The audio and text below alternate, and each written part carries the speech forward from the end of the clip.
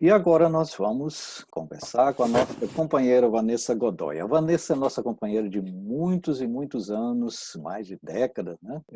No movimento espírita aqui na Tri-State, e ela trabalha principalmente lá no Ponto de Luz, em Nova York, é evangelizadora, infanto-juvenil e palestrante. E vocês se lembram dela, né? Que ela nos visitou pela primeira vez em Long Branch, na primeira semana desse ano, no inverno ainda. Vanessa, seja muito bem-vinda. Muito, muito, muito obrigado pelo convite, muito obrigado por estarem me recebendo. Feliz de estar perto dos amigos, dos companheiros do movimento espírita e espero então que todos nós estejamos com as mentes abertas e o coração aberto para a lição do Evangelho e da nossa querida doutrina espírita.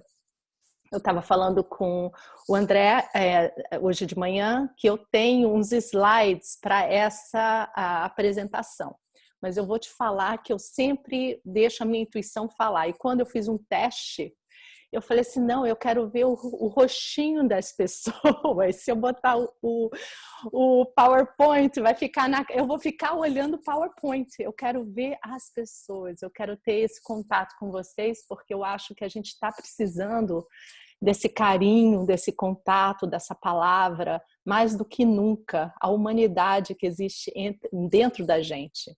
Então, eu vou mostrar dois slides só da apresentação, só para dar o início, tá? E a gente volta e se olha, e no final eu vou deixar uns minutinhos para perguntas e respostas, tá? Então, André, eu vou fazer um share screen aqui, tá?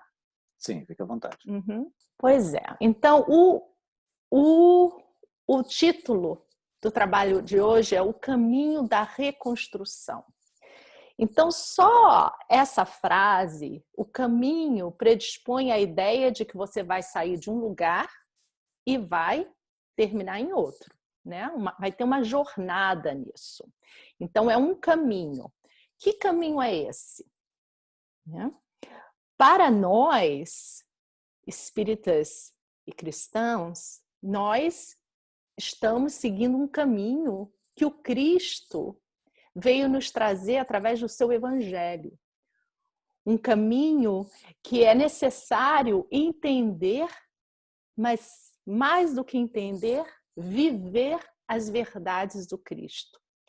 No Livro dos Espíritos, pergunta 625, Kardec pergunta qual é o guia certo para nós termos nessa vida material. E os espíritos dizem, vede Jesus, que é muito mais do que Jesus, a figura do mestre, mas a sua vivência enquanto estava aqui conosco. Vede Jesus, como Jesus viveu, o seu exemplo. Então é esse o caminho. E por que da reconstrução? Porque a vida material, a vida nessa existência, ela se quebra e se desfaz o tempo inteiro. E a gente está tendo que reconstruir uma realidade que vai ser uma realidade que vai ter que vir de dentro para fora. Então, nós vivemos ilusões vivendo na matéria. E conforme nós vamos fazendo esse caminho que o Cristo nos pediu, fazendo a nossa reforma íntima, muitas vezes temos que rever quais são os parâmetros da nossa vida e reconstruir novamente a nossa casa mental num lugar que é sólido. Até porque o caminho que você tem que refazer, ele nunca vai ser o mesmo, né? O dia que você acorda e vai tomar o seu café, ele não é o mesmo de ontem.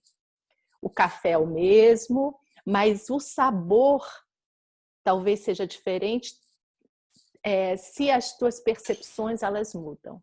Então, a ideia de hoje é tirar esses véus, essas ilusões que nós vivemos no dia a dia, para entender e ver a luz divina na nossa existência agora. Porque nós ficamos pensando que um dia veremos Deus. Sim, realmente, precisamos ter um entendimento maior, mas Deus está aqui, nesse momento, nessa realidade que estamos vivendo, que pode ser para muitos uma realidade angustiosa, de incertezas, de dificuldades, sim, mas Deus fala com todos nós através das circunstâncias, através das pessoas. Então, que Deus, que lição, que oportunidade eu tenho que tirar agora desse momento crítico que a humanidade está passando? Porque não é um momento crítico que só o meu grupo está passando, é um momento crítico que a humanidade está passando. Então, que lições e o que essa realidade está falando de quem eu sou? Não é quem o meu marido, a minha mulher, o meu vizinho, o meu irmão é, mas quem eu sou, como reajo, como vivo essas dificuldades, tá? Então, partindo daí, resolvi pegar uma coisa tão interessante que a maioria de nós, quando vai estudar o livro dos Espíritos, pula, né? A gente sempre pula o início e o prolegômenos do livro dos Espíritos, que é uma das partes mais importantes. Por quê? Vou mostrar para vocês por quê. Porque dali, eu digo que o livro dos Espíritos é tão interessante como foi organizado pelos Espíritos e por Kardec, porque a primeira pergunta é: que é Deus? E a última parte do livro é onde Santo Agostinho nos fala da reforma íntima. Então é como se o início do livro fosse a apresentação de que é Deus, só que no final a gente só vai compreender Deus quando nos compreendemos. Quando entendemos quem nós somos, quando nos aceitamos, quando nos amamos, aí é possível amar a Deus e amar o próximo. Mas, no início, os Espíritos já deixam bem claro qual é o teor dessa obra. Nós somos considerados o Consolador prometido, né? Que Jesus disse que mais tarde traria o Consolador que explicaria tudo que não tivesse sido entendido e vivido na época.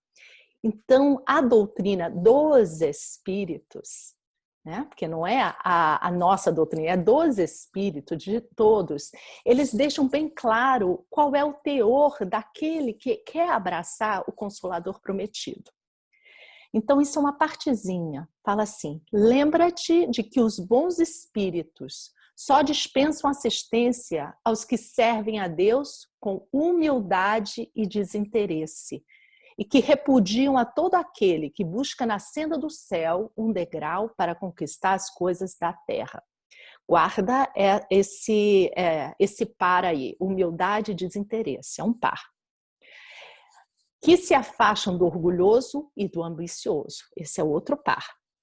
O orgulho e a ambição serão sempre uma barreira erguida entre o homem e Deus. São um véu lançado sobre as claridades celestes e Deus não pode servir-se do cego para fazer perceptível a luz.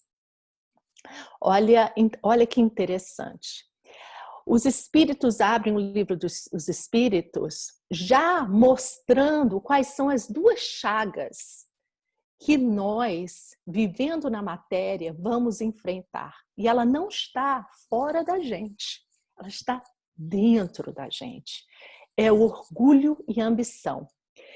Onde o outro lado seria a humildade e desinteresse. O Evangelho é muito interessante porque Jesus coloca muitos pares juntos. As curas, geralmente, que Jesus fazia dentro do Evangelho, se você vai ler Mateus, sempre tem duas curas juntas. Tem discursos, Jesus ensinando, aí depois tem sempre duas curas juntas. E os espíritos começam o livro dos espíritos colocando uma dupla aí. Orgulho e ambição, onde teríamos que começar a galgar a humildade e o desinteresse. Porque se tivermos orgulho e ambição, não poderemos ver Deus.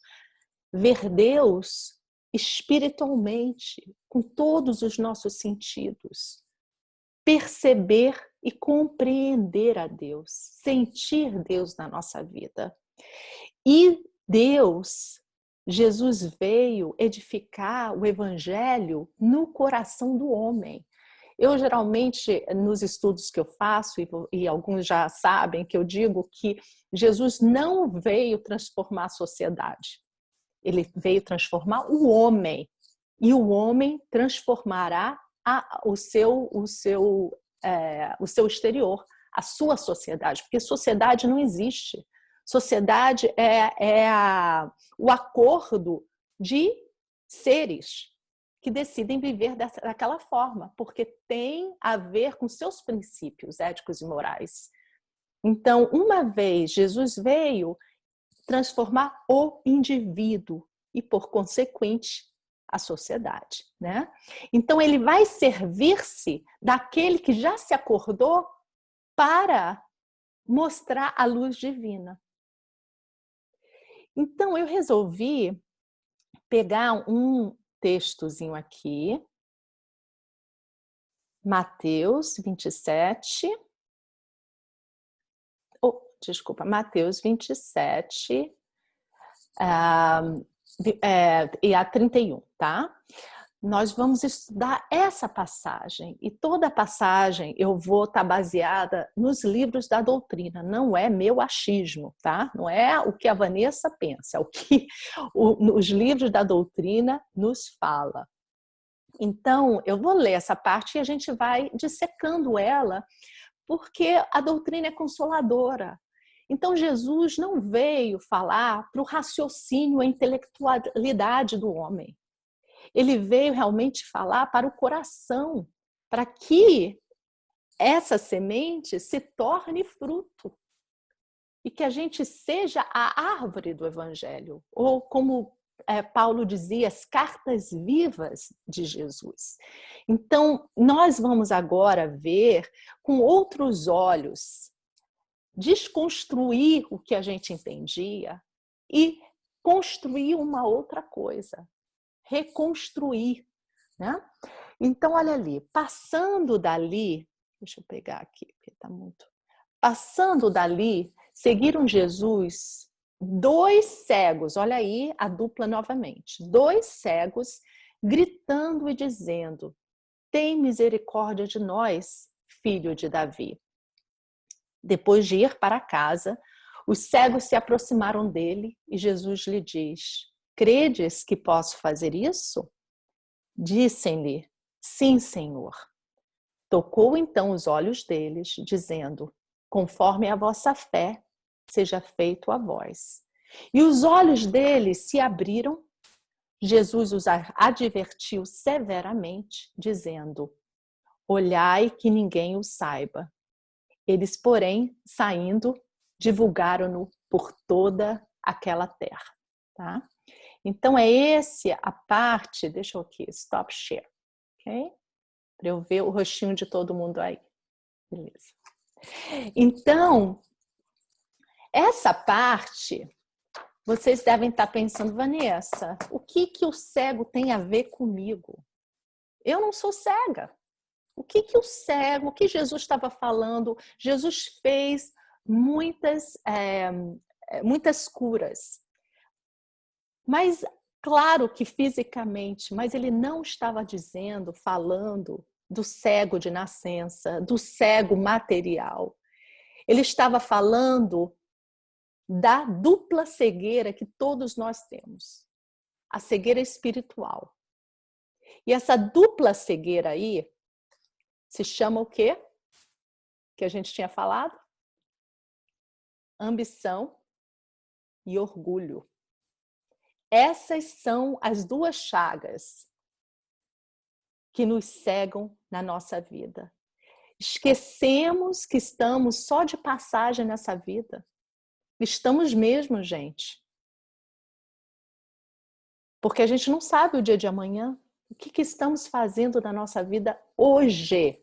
Por isso que a primeira leitura foi tão interessante, porque realmente casou com o tema de hoje. O que estamos fazendo dos nossos talentos, das nossas vidas hoje? Não é para amanhã, é hoje. Como estamos lidando com as nossas dificuldades, que eu digo que são oportunidades, né? Para sabermos quem nós somos e como estamos reagindo, ou o melhor seria agindo às questões. Então, quando ele fala, passando ali, seguiram 2 cegos, então é a cegueira espiritual, gente. Não estamos falando do cego da matéria. Estamos falando, até porque, às vezes, o cego da matéria está num nível melhor do que a gente.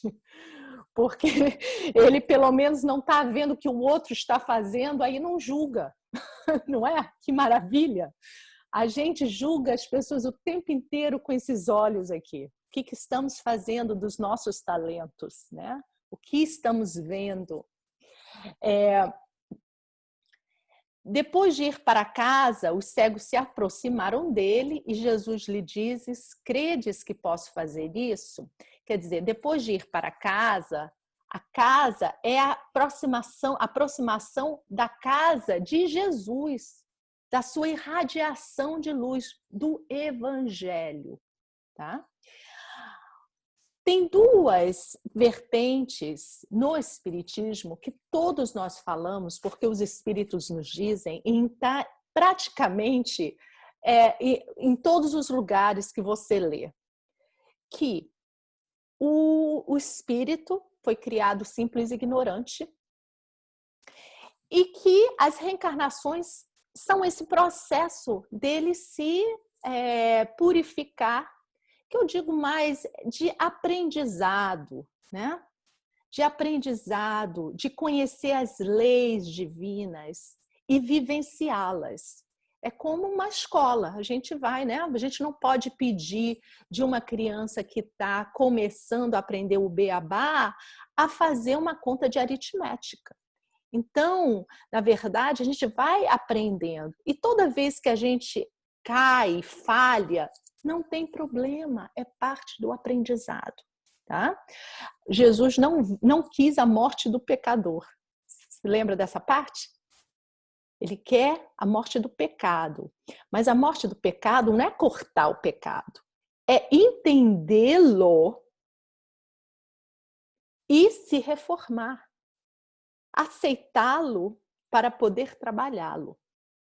Então, as 2 vertentes que sempre nos dizem que as 2 asas que nos alçarão para a realidade dos espíritos puros são 2 asas. Sempre os espíritos dizem assim.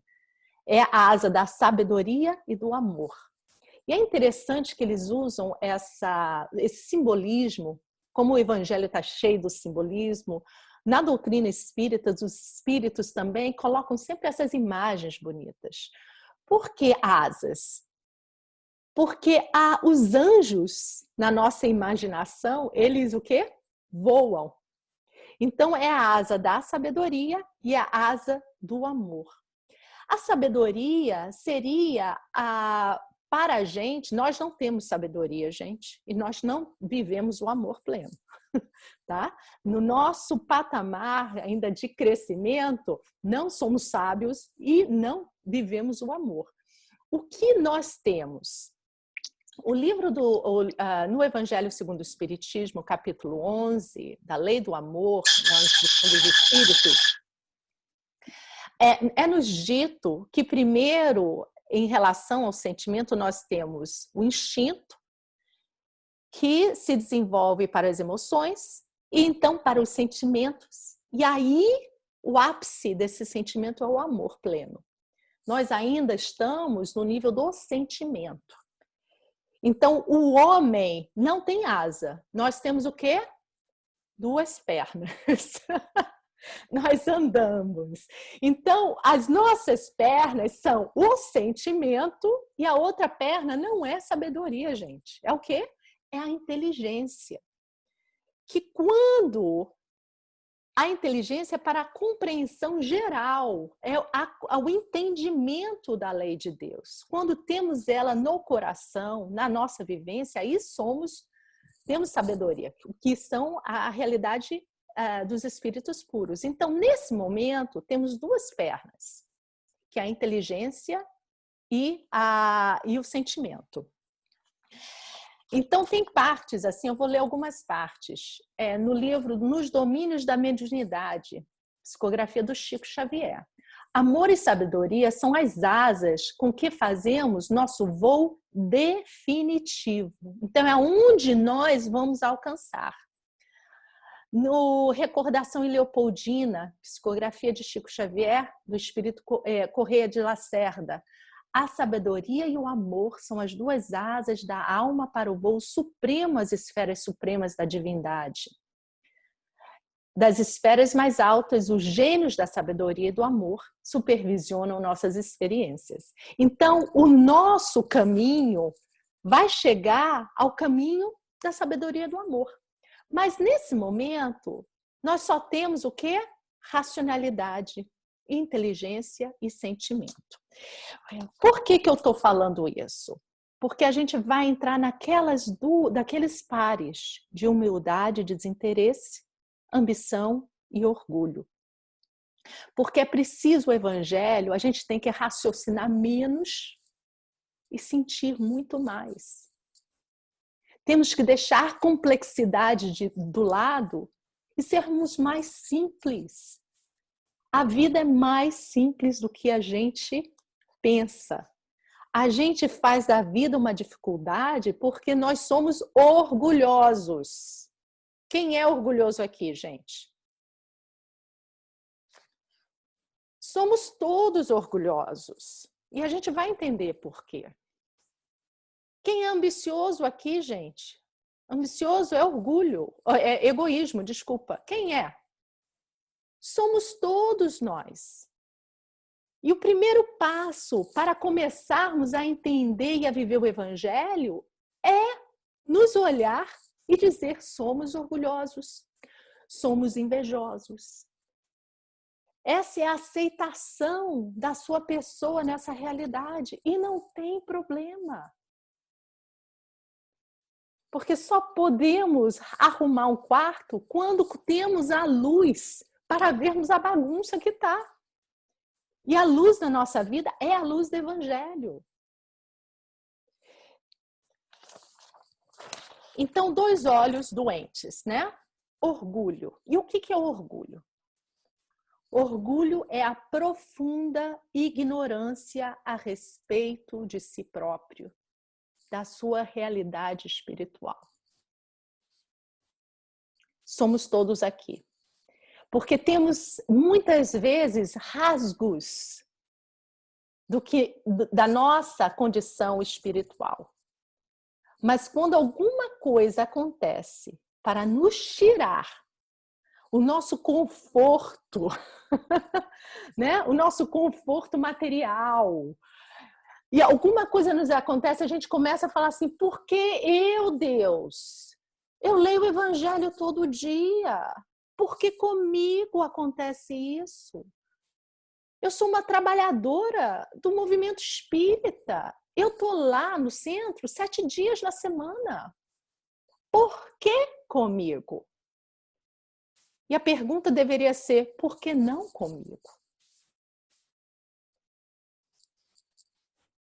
Porque as dificuldades justamente são, na verdade, eu digo, que é o amor de Deus na nossa vida.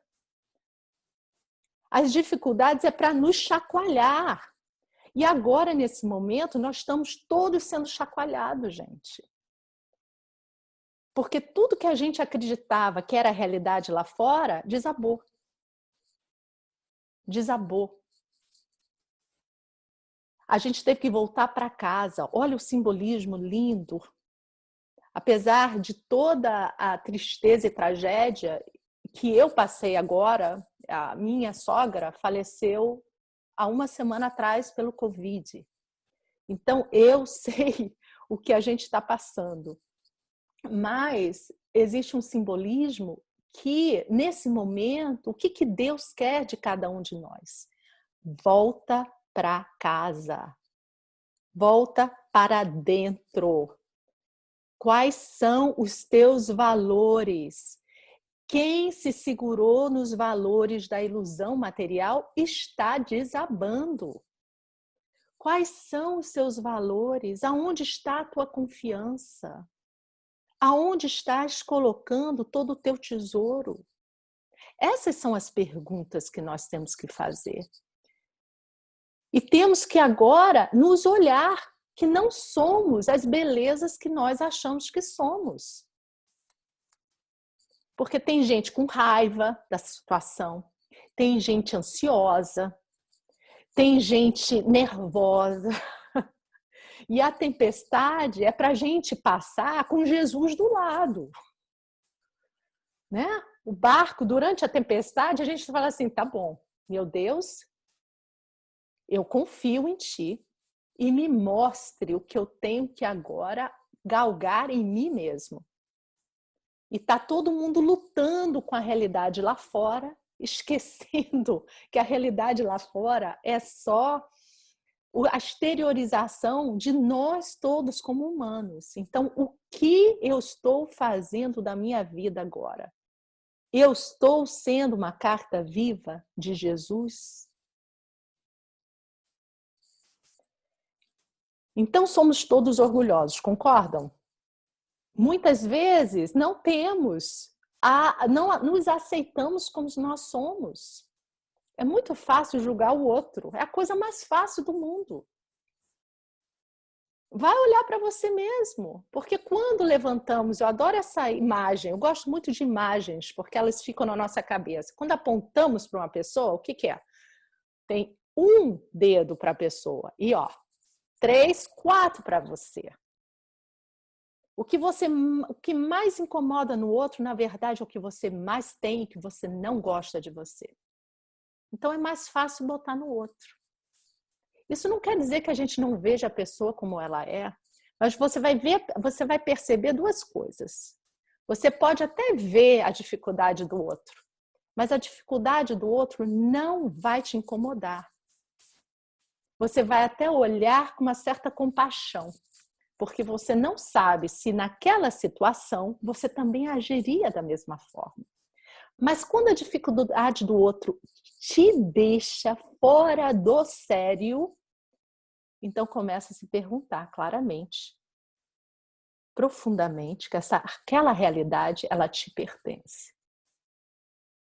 E é isso que é a reforma íntima. A reforma íntima não é uma coisa en passant, é uma coisa muito mais interna.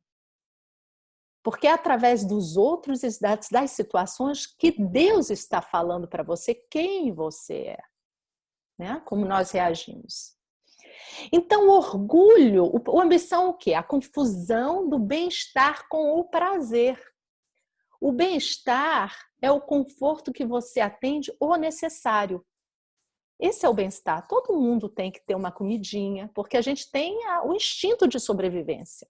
Temos que comer, temos que ter um teto, temos que trabalhar. Tudo isso é válido. E é por isso que estamos na Terra. Temos que viver as realidades materiais. Mas o bem-estar é uma coisa. O prazer é o conforto que você atende com o supérfluo, onde você salta para os padrões do desejo. E aí que está o problema. Porque com a ambição, que é a linha do egoísmo, gente, o que a gente faz? A gente coloca a nossa pessoa no meio, esquece Deus, esquece tudo. Tudo tem que ser... sou os reis, né? Sou o rei da jogada. Então, aquele que entra na questão do supérfluo, do desejo que move a sua vida, uma casa não é suficiente. Ele quer todas as casas, ele quer mais uma. Ele compra aquela casa e daqui a pouco ele está insatisfeito. É aquele que precisa estar sempre comprando alguma coisa porque tem uma insatisfação. O bem-estar é aquela água que você toma e você está satisfeita. Então você come o que é para você e você está satisfeito. A ambição é aquela água, a água salgada. Gente, já beberam água salgada? Vai matar a sede? Não vai matar a sede. Você vai tomar um copo e você quer mais, e mais, e mais, e mais, e mais. Então a gente tem que perceber que a ambição é aquilo que nos traz o egoísmo, o culto à personalidade. E aí quando a gente entra no culto da personalidade, nós nos tornamos seres complexos. Tudo é um problema. Tudo é complicado, tudo tem que ser do jeito que eu quero. Eu não aceito o outro, eu não aceito. Então Jesus sempre dizia que a terra será para os humildes, os simples e os humildes. E simplicidade é o contrário de complexidade. Então temos que ser simples.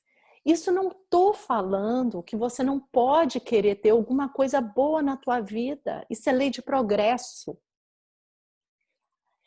Estamos só falando que quando nós caímos no desejo e no supérfluo de forma extrema, nós esquecemos de quem nós somos. Essa é a cegueira, que nós não somos daqui. Somos espíritos imortais, passando por este momento, por esta realidade, por essa escola. E cada escola será diferente. Então, hoje, somos brasileiros. Amanhã, nasceremos na China. Todo mundo com raiva da China. Mas amanhã podemos nascer na China para viver a experiência daquela cultura. Depois nasceremos na África. E não tem bem bom nisso não, gente. É a experiência que o espírito precisa para aquele momento. Eu digo, eu já falei isso em palestra e vocês vão achar engraçado, mas eu falo que está todo mundo aqui sendo espírita para internalizar essas verdades e viver espiritualmente as verdades do Cristo, para depois nós irmos reencarnando em outras religiões. Porque o futuro, nós não teremos religiões. O Evangelho é a luz divina, são as verdades eternas.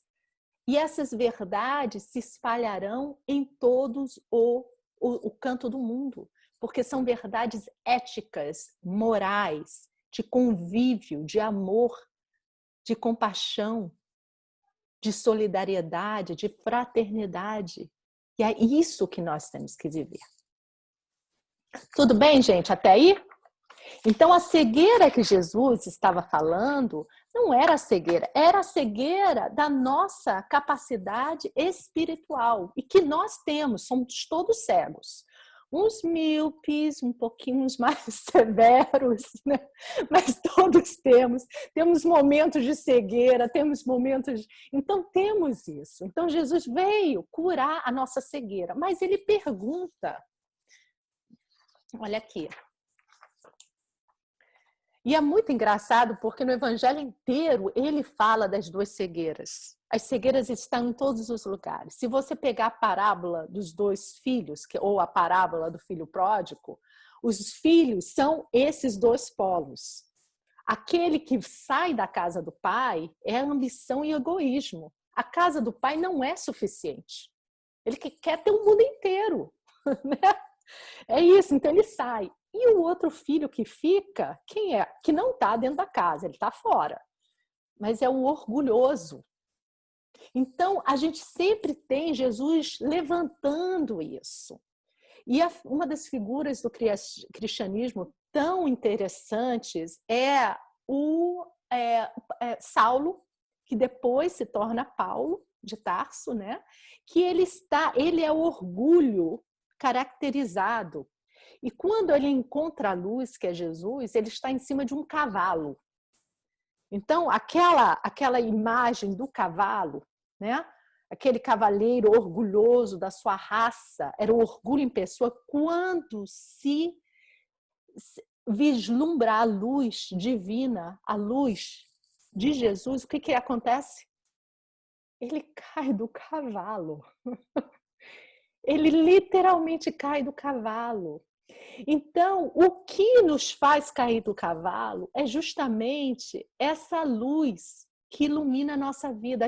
O entendimento do Evangelho, a compreensão dele no nosso coração. Porque enquanto a gente não compreender isso, a gente ainda vai estar em cima do cavalo. E até como espíritas.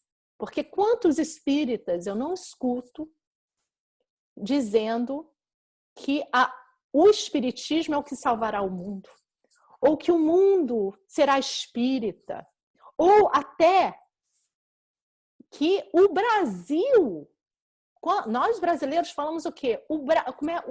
Deus é brasileiro. Que coisa mais orgulhosa que isso? Pelo amor de Deus. Deus é tudo. É venezuelano, é americano, é chinês. Deus é de todos. E a gente gosta de falar isso, né? Orgulho de raça. Nós também temos. Então, olha como a gente, sem querer, também coloca o nosso orgulho aí de fora. Nós nascemos num país, Brasil, maravilhoso. E que nos deu muitos talentos. Mas esses talentos não é para a gente falar, olha aqui, gente, olha o que eu tenho e vocês não têm. Não, é para servir a humanidade. Todos os talentos para servir a humanidade. Porque senão, gente, fica só na compreensão e não entra no coração. E de blá, blá, blá, tá cheio. Mas Jesus não pediu blá, blá, blá. Então vamos continuando, porque o tempo passa. Então, continuando, Jesus, eu vou passar para a segunda parte, porque acho que é a parte mais importante dessa. Claro que todas elas são muito importantes, mas o teor do estudo de hoje, tá?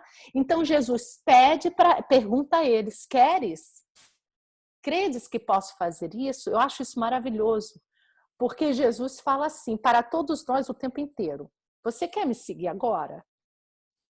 Você pode me seguir. Você vai me seguir em algum lugar, vai. Mas você credes que eu posso fazer isso? O que ele está dizendo? Você acredita? Você confia? Você sabe quem eu sou? E ele, sim, Senhor. Sim, eu confio. Que é muito mais de crer. Eu confio na providência divina. A gente confia na providência divina agora? Tocou os olhos deles, dizendo: conforme a vossa fé seja feito a vós. Conforme a vossa fé, conforme o vosso mérito. Nós estamos aqui clamando benefícios do céu. E muitas vezes nós não temos méritos. Percebe? E a gente acha que a gente vai barganhar com Deus nas nossas orações. Barganhando com Deus no bem que a gente faz para o outro. Enquanto a gente estiver barganhando, a gente não está vivendo o Evangelho. Enquanto você está fazendo bem para o outro, para receber alguma coisa de volta, você não está vivendo o Evangelho. A gente faz o bem pelo prazer de fazer o bem. A gente faz o bem por saber que nós somos parte de um todo. E que o todo só vai ser feliz, se eu só vou ser feliz quando o todo estiver bem. Por isso que a Madre Teresa de Calcutá, você fala, ela era humilde. Não, ela sabia quem ela era. E que ela sabia que no coração dela, ver alguém com fome não traria o quê? Felicidade para ela. Então, ela estava sendo o agente de Deus. né? Conforme a vossa fé seja feito a vós. E muitas vezes, gente, eu vou falar uma coisa que pode chocar para vocês. Muitas vezes, o teu mérito é perder o teu trabalho. Porque muitas vezes a gente tem que sair do lugar de conforto. Enquanto a gente está no lugar de conforto, você sabe o que a gente está fazendo? Só engordando a nossa prepotência, a nossa, olha como eu sou, porque aí a gente entra na teologia da prosperidade, sabe aquela coisa? Depois que encontrei Jesus na minha vida, a minha vida melhorou. Lá fora, financeiramente. Jesus veio para transformar o indivíduo dentro dele. E se hoje eu tenho e a mãe não tem, tem que ser a mesma coisa, gente. Eu não posso cair porque hoje eu tenho e a mãe não tenho. Se hoje eu tenho, é para que esses talentos eu possa servir a humanidade. Se eu não tenho, é para provar que eu tenho confiança e que eu sei que a minha história não é aqui. Isso aqui é escola. Isso aqui não é o final, né? Mas a parte que eu sinto que é mais importante para a gente pegar aqui, tá? E os olhos deles se abriram, Jesus os advertiu severamente. Quer dizer, então eles confiaram, aprenderam a luz divina, perderam a sua cegueira, né? Vamos dizer assim, ou compreenderam que é através o quê? Do amor e da sabedoria, da humildade e da simplicidade que nós conseguimos ver Deus. Porque quando temos humildade e simplicidade, nós vemos o outro como ele é e aceitamos ele como ele é. Porque aceitamos-nos como somos. E sabemos que Deus já nos ama e que nada está fora do lugar. E que Deus tem um plano para mim, e esse é o plano dele para mim. E que nada me falta. Mas Jesus os advertiu severamente, dizendo, aí é o ponto que eu quero pegar hoje, tá? Para a gente ficar com isso na cabeça. Jesus advertiu severamente, dizendo, olhai que ninguém o saiba. Eu os curei. Mas olha, não saia blá, blá, blá, blá, blá, falando que eu te curei, não. Tá? Essa não é a história. Eu não te curei para você ficar divulgando blá, blá, blá que eu te curei. Mas aí, o versículo 31 fala assim, eles, porém, saindo, divulgaram-no por toda aquela terra. Peraí, cegos, voltaram a ser cegos? Jesus falou, não, blá, blá, blá, não fala para ninguém. E vocês saem e começam a blá, blá, blá? Vocês acham que foi assim que eles divulgaram? Não. Eles não divulgaram na palavra. Sabe como é que eles divulgaram a cura que Jesus fez nele? Pelo seu exemplo. Eles se transformaram. Sereis conhecidos por muito se amarem. Os discípulos de Jesus não foram conhecidos porque eles falavam, olha, eu conheci Jesus, eu estive com Jesus, eu estava lá na montanha, escutei o seu discurso. Não, essa é a multidão. O discípulo, o apóstolo, olha, ainda já estou botando a gente como apóstolo, não somos não, nós somos discípulos. O discípulo é aquele que se esforça para viver o evangelho na sua vida, com simplicidade e com humildade. Então, os cegos, eles, porque a gente não... Tem uma passagem aqui, deixa eu pegar aqui, para a gente ir terminando, que eu peguei aqui. Peraí. Está aqui, Emmanuel, vinha de luz, sublime recomendação, que ele faz uma recomendação a Jesus, está em Marcos.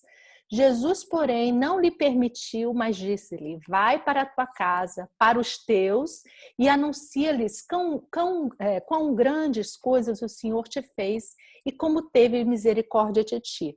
Novamente, Jesus falou para ir para a sua casa, no seu aposento, na sua família, mostrar.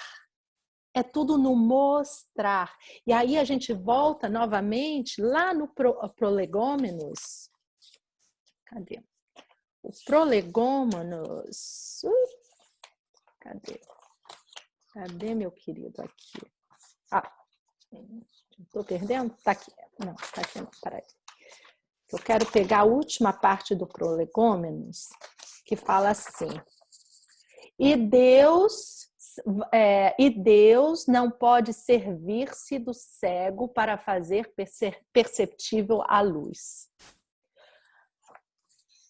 O mundo regenerado só será regenerado quando nós formos espíritos nesse caminho.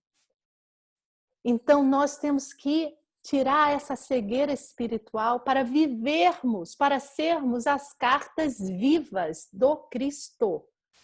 Não na nossa fala, mas no nosso agir, no nosso entendimento nas dificuldades alheias. Então, estava aqui, olha aqui, eu já estou me confundindo aqui, é porque eu queria voltar, mas eu quero ler aquela parte de Jesus, quando ele fala para o... Meu Deus. E a gente termina aqui, porque eu quero que vocês deixem bem claro. E o estudo é justamente para isso. O que o estudo serve para mim nesse momento? Então, ele fala, anuncia os benefícios do Salvador, exibindo a própria cura. Quem demonstra a renovação de si mesmo em Cristo, habilita-se a cooperar na renovação espiritual dos outros. Quanto ao bem-estar próprio, será chamado a ele no momento oportuno. Maravilhoso para a gente terminar, né? Maravilhoso. A renovação íntima é a nossa maior missão. Olha, eu tenho uma missão de salvar todos aqueles que estão... Não, essa não é a sua missão. Sabe qual é a sua missão? É a tua própria cura. É a tua própria renovação. Essa é a tua missão. Se Deus te coloca em caminhos a seguir à frente, maravilha. Mas é aquela história de Francisco de Assis, que para mim, vamos terminar com essa frasezinha, que Francisco de Assis, um dos maiores apóstolos de Jesus, que já esteve conosco, dizia para os seus seguidores: vá e pregue o evangelho. Se precisar, use palavras. Então, nós, para sermos as cartas vivas da doutrina espírita, não temos que querer convencer ninguém. Sabe como é que nós convencemos? Com as nossas ações. Com a nossa, o nosso entendimento e aceitação das dificuldades do outro, porque nós já nos aceitamos, como nós somos, sem tirar nem pôr. E se temos carinho e cuidado com as nossas dificuldades, vamos ter carinho e cuidado com as dificuldades dos outros. Vamos ter uma compreensão maior que nós somos parte. E que todos estamos no mesmo lugar. Porque quando começamos a dizer eles e eu, quando começamos a separar, esquecemos. E essa pandemia agora está dizendo que uma coisinha que acontece do outro lado do mundo, hoje em dia, tem uma reverberação na minha vida aqui agora.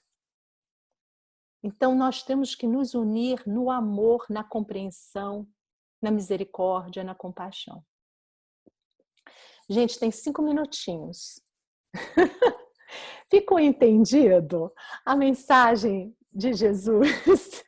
da doutrina espírita, dos espíritos que nos pedem a renovação íntima todos os dias, a todo momento.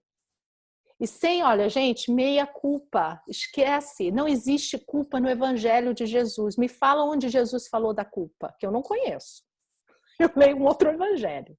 Porque o evangelho que a gente lê é à luz da doutrina espírita, tá, gente? É à luz da doutrina dos espíritos.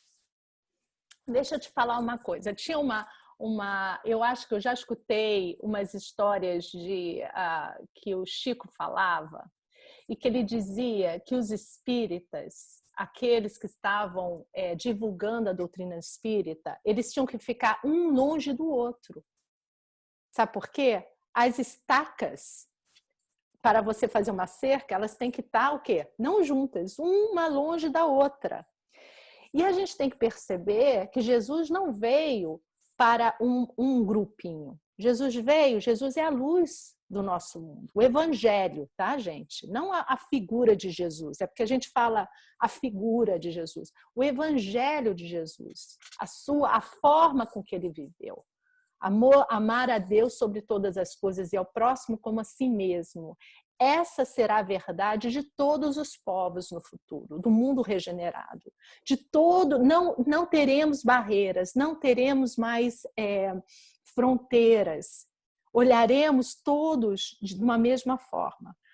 Mas para que isso aconteça, o que Deus faz de um talento que você já tem?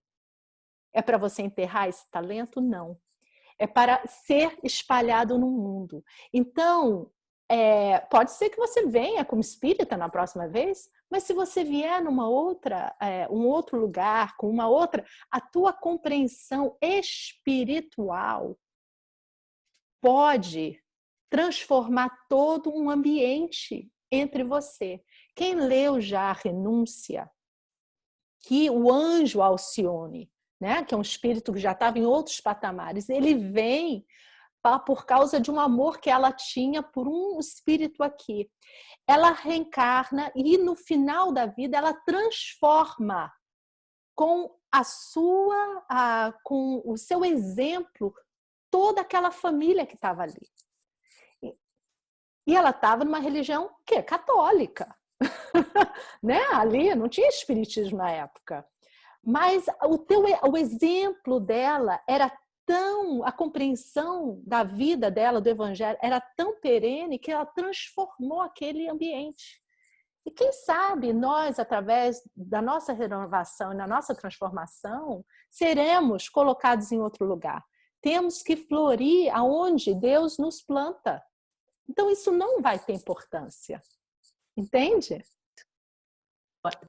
Ainda dá tempo. Se alguém quiser falar alguma coisa, mas eu queria também agradecer a vocês a oportunidade. Agradecer meus amigos aqui que eu estou vendo. Um monte de carinha linda. Um monte de carinha linda. Muito, muito obrigada pela confiança que vocês, a minha amizade com todos vocês. Então, minha gratidão imensa.